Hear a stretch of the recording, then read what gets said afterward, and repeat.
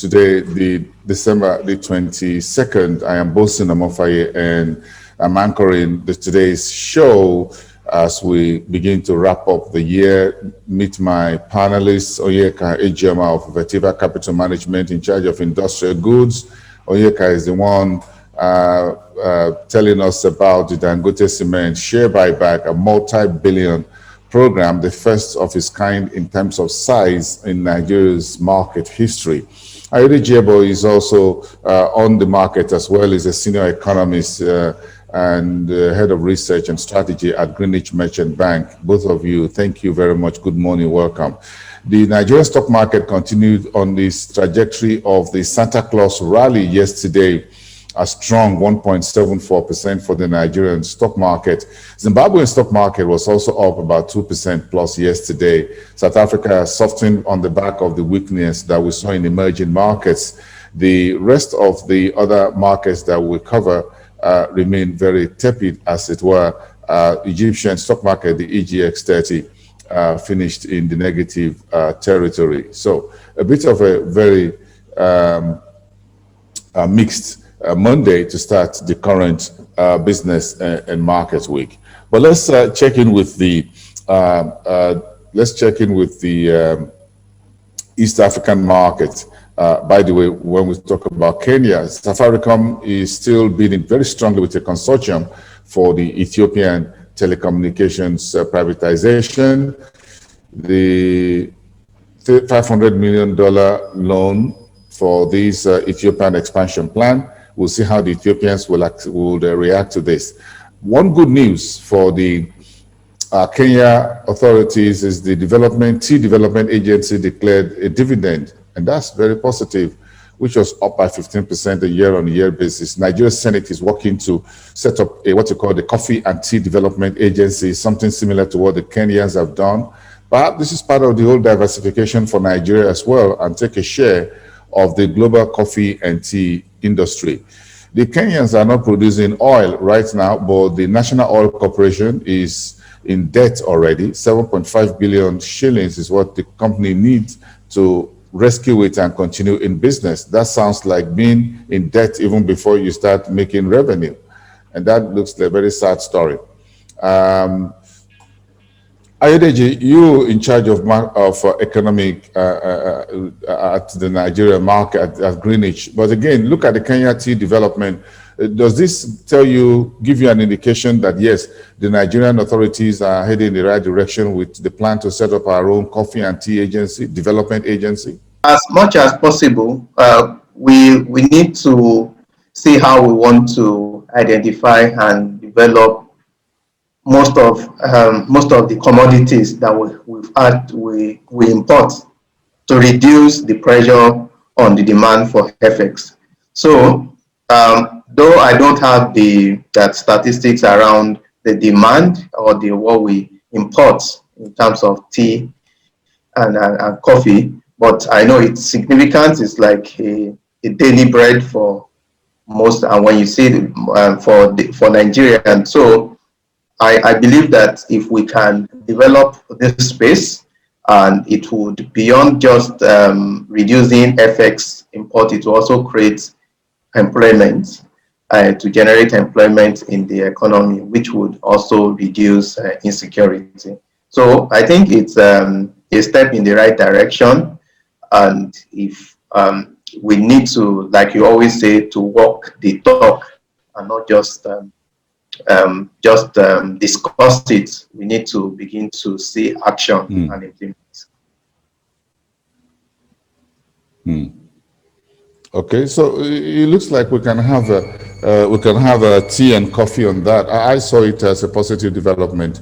If we can walk, like you say, if we can walk the talk and not just put another structure in the government, and put up another structure without really making any impact moving forward. Create an agency, create jobs, create more salary or recurrent expenditure. It keeps getting bigger and we're not getting value. I think we should just do this and hand it over straight to the private sector and let the private sector do the investment and all of that and just guide them through. But the Safaricom story is one big one within the East African and the North African corridor. And that story with the bidding for the Ethiopian expansion plan looks like it's going to be a whole lot of game changer for Safaricom if you could step into Ethiopia. This is Ethiopia with about 100 million, a little over 100 million in population, one of the largest and most populated countries in sub-Saharan Africa. Agnes, you want to say a word on this? Or you're keeping an eye on Safaricom? Yeah, sure. I think Safaricom bid for Ethiopia. You can hear me. Ethiopia Telcom. It's exciting. It joins giants like Huawei, MTN, Vodafone. So it's going to be a very competitive bid. You know, Ethiopia is the latest country in sub-Saharan, or the last country in sub-Saharan Africa to privatize its telecom, and obviously because of the fact that it's the second populous country in the continent after Nigeria. So there's a lot of interest, but very big players.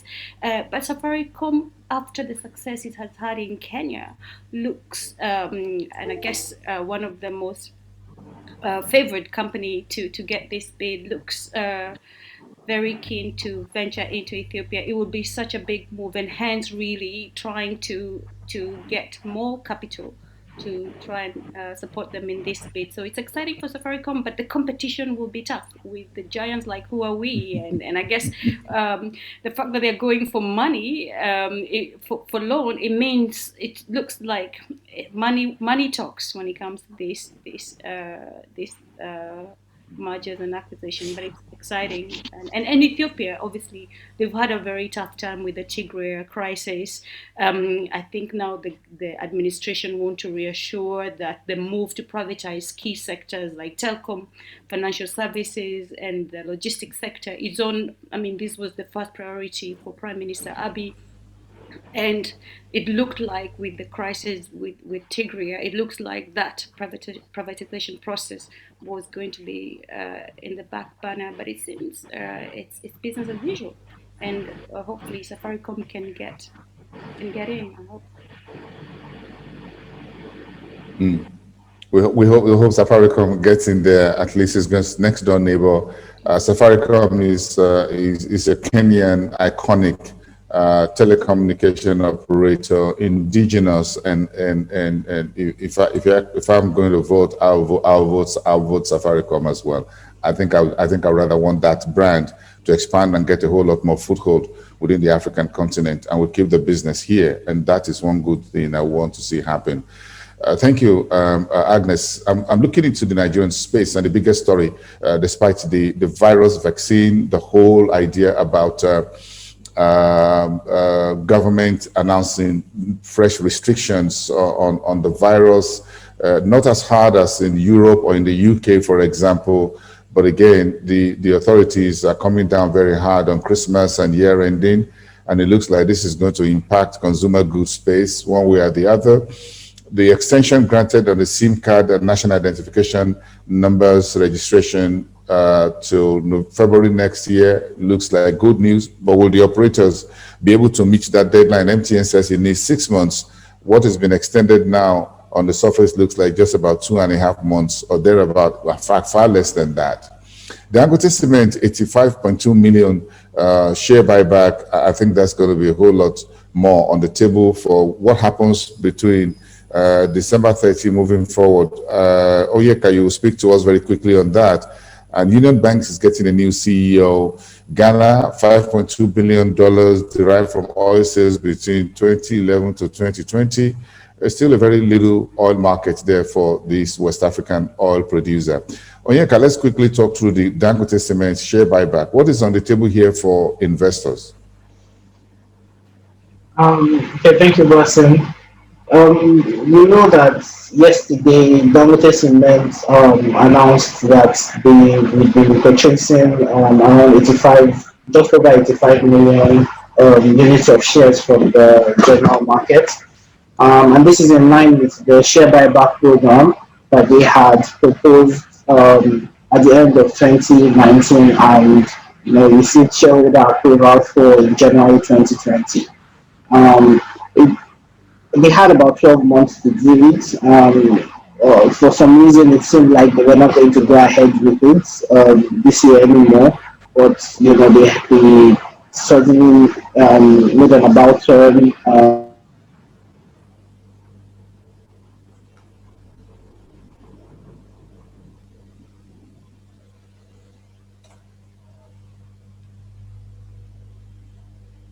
Yesterday, I made this announcement that they purchased 85.2 million. They purchased about 85.17 billion shares that they, sorry, as opposed to the 1.7 billion the purchase. Now, we note that given that they are purchasing a much less amount than what they had initially planned to purchase, the base expectation would have been that they would complete the remaining tranches next year. However, it appears that that's not going to.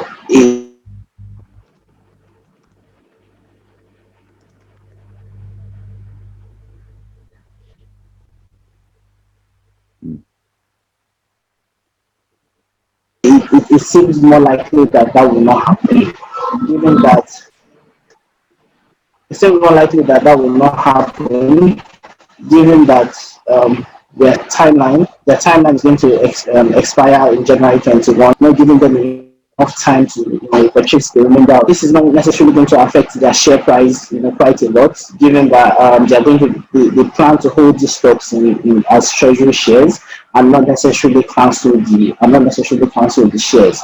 Management has been very tightly on their plans for the shares that they purchase from the market. The initial plan was that they would cancel the shares. Now they're saying that they're just going to hold them as treasury shares and may or may not cancel in the short to medium term.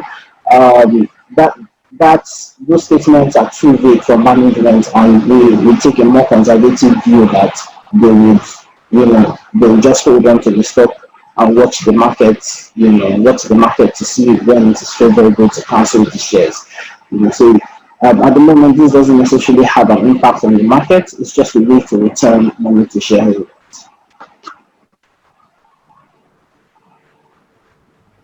Okay, I think we will wait and see how this go. Let's wait until it's all over. Then we'll get a bit of an idea on this. Ayodeji, you're in the banking industry. When we get news like the one from NDIC that there's a verification going on of depositors of 42 microfinance banks whose licenses were revoked by the central bank on November the 12th. This is like one very quiet event that got lost in the news. And then the NDIC is now saying 42 microfinance banks. This is not a major systemic issue, is it? Yeah, it's really not a very palatable news because we know those that bank with the microfinance are those that are also still trying to struggle to survive, and losing their deposits sends a very negative signal to the system, and it may take time before they get over that. But I think it's still a lack of I think customer education, or what I would say investor education. So we know because of the low capital requirement for microfinance banks, so a lot of them they were able to set up with limited or no risk management policy. So and a lot of them were not able to survive this crisis. And what a lot of customers also don't know, that what the NDIC insures most times is just they insure at the maximum about 500,000 for each depositor. That is what they insure, and for mortgage banks is about I think is about 200,000 that they insure. So it means that if you have 5 million in that bank, the maximum you would get is I think for microfinance bank it's 200,000. So the maximum you would get is 200,000 naira. And because of the low interest rate environment early this year, I think late from last year, there are a lot of customers that moved to the microfinance banks to enjoy that high interest rates. So I think it's really going to send a very negative signal even to those that are still standing, because that's the systemic part of it, and why CBN also ensures that no deposit money banks goes under, because of that systemic impact that it has on even those that have a good standing. So it's pathetic, but we we believe that investors or depositors would also just do more due diligence before trying to also bank, and also looking at it from the regulator's perspective. I believe that this should also be a signal for them to have more closer examination. So you don't want to have up to 42 banks, microfinance bank, um, revoking license for over 42. So it means that it's, when you look at the amount, I know they are up to 2,000 microfinance banks, but this is a lot, and it's also an indictment on the part of the regulators. So I think it both looking at both ends, the depositors also needs to do their own due diligence before banking with any microfinance bank. I think so. The responsibilities go both ways. For you as a depositor, as an investor, and I know you're speaking as an expert and a professional in the investment market, do your due diligence before you make deposit or before you engage in any financial services, investment, securities, and what have you. Interesting. As we move on, let's talk about Southern African market. And MTN has launched a new what is called MoMo International Airtime. You can buy airtime in South Africa, and it could be used by anyone overseas. That looks like another big jump for this telecom operator, consolidating its leadership position on the African continent. Zimbabwe caught about 10,000 ghost workers from its payroll after biometric program. I think Nigeria went through this a couple of years ago and revealed a whole lot of thousands and thousands of ghost workers. But this is one good progress, at least being made by Zimbabwe. Sasol sold its Mozambique's gas to power plant to Azura Power for about 185 million US dollars. That's roughly 2.1 billion South African rand. And now you can pay your bills in US dollars. That's according to the Zimbabwe's power company, Caesar Holdings. If you can bring hard currency, dollar or pound sterling, they will love it more than the local currency. Of course, let's see how that goes for those who can afford it. Maybe the big corporates can afford to do that. Agnes, are you looking at this MTN? MTN seemed to be so innovative, always coming up with something new. Absolutely. At every point in time. Yeah, absolutely. I think it's move over Safaricom. Here comes the new kid on the block, and that's MTN. But in saying that, Safaricom already has a platform where nationals, people can pay for airtime across the East African region. So, but this latest move by MTN South Africa, again, MTN is one of the big companies also bidding for Ethiopia telcom. So there is, I think the telcom the telcom market in the African continent is very competitive. When you see the mobile phone penetration across the region, so the the registered MoMo, I don't know whether you call it MoMo or MoMo, MTN Mobile Money. It says that users can access the service on the MoMo app or via MoMo USSD menu. So the countries that are involved include Pakistan, Bangladesh, Ethiopia, Malawi, Senegal, Nigeria, Zim, Burundi, Cameroon, and the Democratic of Congo. So it means that, you know, Boston, the story is interesting for me. Is so they're going across borders. They may not be registered in those countries, yet they are able to tap into the market in those countries. So it's it's very innovative. But then again, you ask yourself, how do regulators catch up? with these telcos that are quite savvy and able to tap into the markets where they're not in jurisdiction, where they're not registered, and therefore are not they can get away with paying taxes. So it's two themes for me: innovation, but then how do regulators catch up with these tech or telco companies, and how can we allow these telcos to be so big? Now telcos are financial institutions, so there's a lot of stories for me, and I think everybody talks about innovation is good for the continent, but I'm always very careful on the importance of innovation. But yes, a good story for MTN. I think everybody has to make money. You got to chop your money, and I think it's interesting that they're able to tap into these markets, and now users, so you can buy for your relatives airtime. If you're in Nigeria, you can buy your relatives wherever you are airtime, and you can imagine all the countries that they're covering. What are the regulations? That's the biggest question, I think.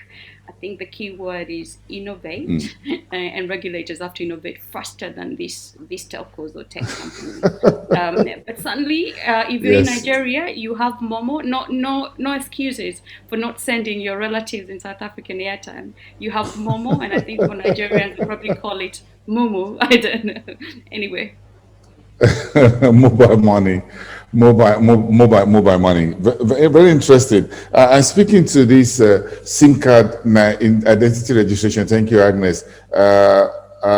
Oyeka, where do you think this extension, which was announced yesterday evening by the telecom regulator, is perfectly in order? Do you think it will be enough?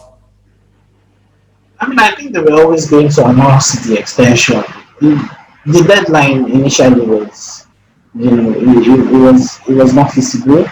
We had how many? We had millions of unregistered SIMs, unregistered SIM cards in Nigeria, and then we had they gave a 2-week deadline for people to register for their NIN and link it to their SIM cards, in order to avoid deregistry. It was never going to happen. Now this extension, they gave a 1-month extension for people who already have their national identity number to link to their SIM cards, and a February deadline for those who do not. I think there's a whole lot of issues there. Yes, I still think it's going to be very short. I still think the timing is very short. I think that we will have another extension. I think that the reason the NCC is playing it this way is that they're trying to drive the adoption of the NIN, and so they're giving these deadlines that are not very feasible, but would likely drive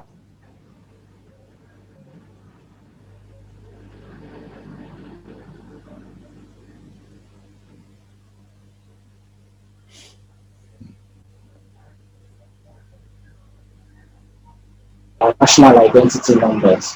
We saw that with the BVN, and we are going to see it. We are seeing it with this. The problem, however,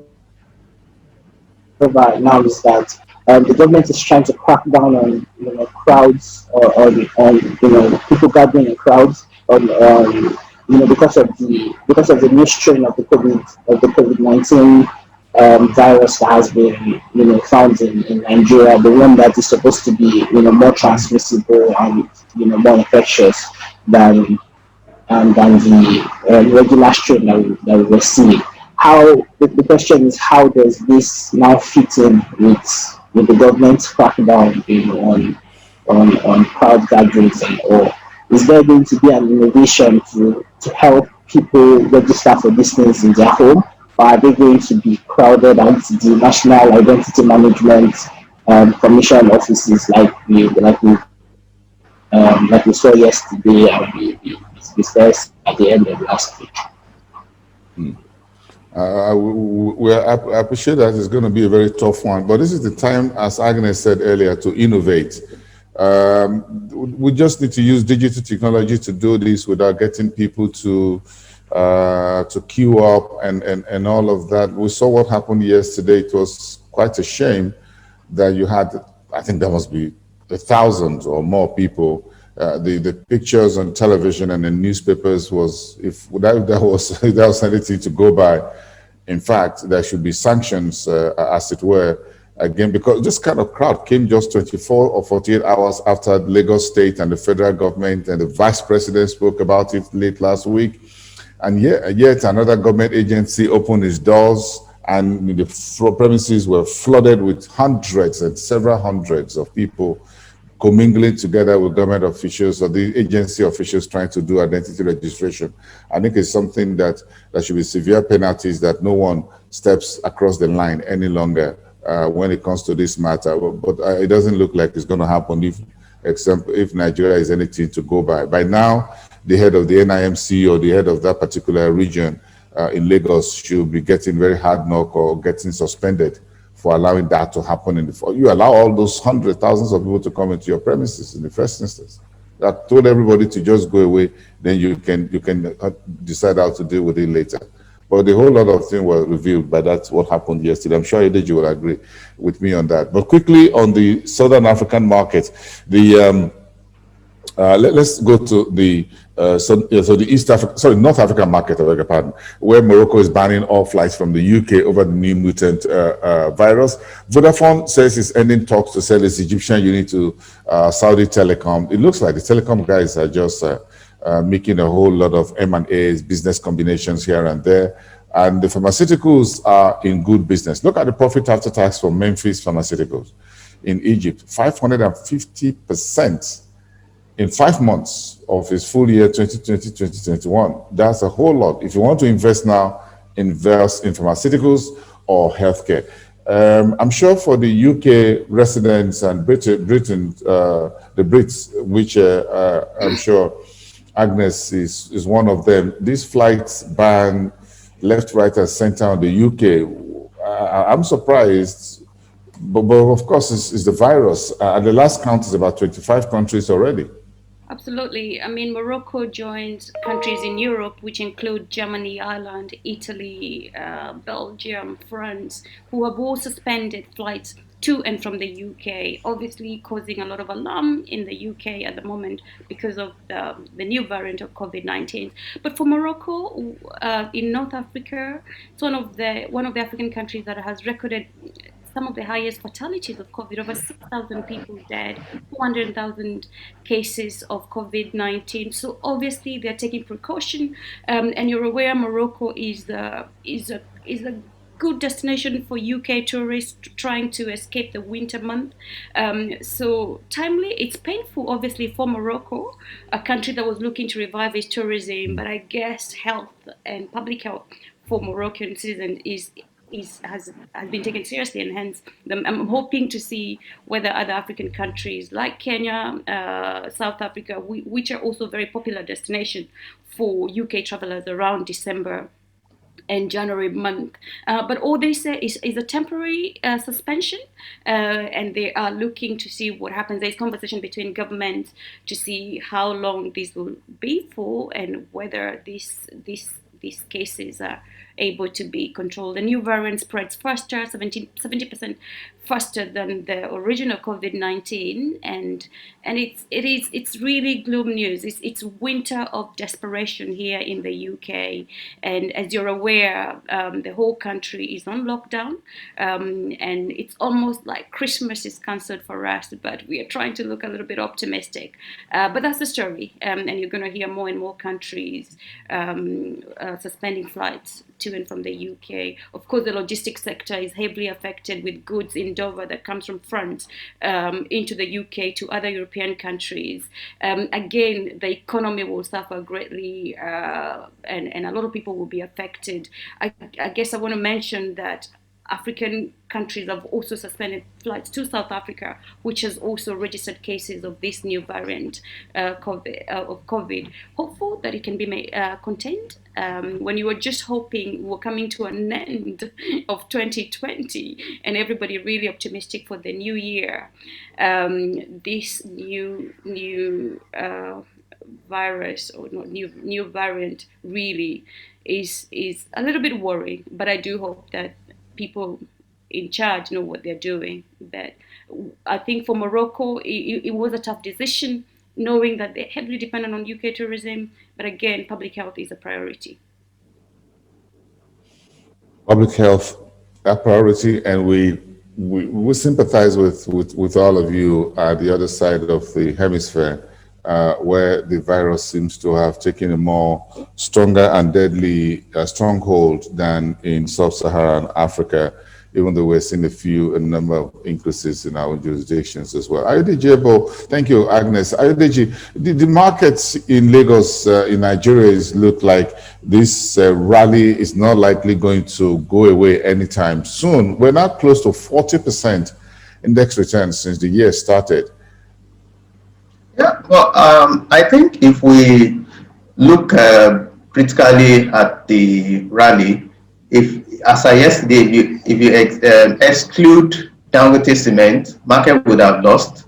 So we can see that majority of the stocks would have declined yesterday. And now with the second wave of the COVID-19 pandemic, we can see some of the measures that is currently being put in place by the government and even other developed nations, which would may impact on crude oil prices. And with that, we may see a reversal in the market. So we believe that this may not be sustained if we don't see this trend, the spread of this pandemic, if we don't see it being curtailed, and there may be a major reversal in the market. Whichever way it happens, I think the investors in equities will still come out with a bit of a decent year end if you look at interest rates and inflation and what have you. So whatever happens between now and December the 31st, I think the stock market here will have had its own fair share of a bit of a decent rally throughout, as much as the developed markets in 2020. That's one of the good news we're taking away from this year. I think that will be it. So thank you. So thank you very much. And we thank for those who are holding the market up, by the way. Thank you so much, Agnes Jital. Thank you so much, Managing Partner at GBS Africa. Oyeka Ijema from Vertiva Capital Management in charge of industrial goods analysis. And of course, Ayodiji, Senior Economist and Head of Research and Strategies at Greenwich Merchant Bank. Thank you to all of you, my panelists this morning. Have a great day. And of course, we'll be back with a show next week. So for now, enjoy your holiday.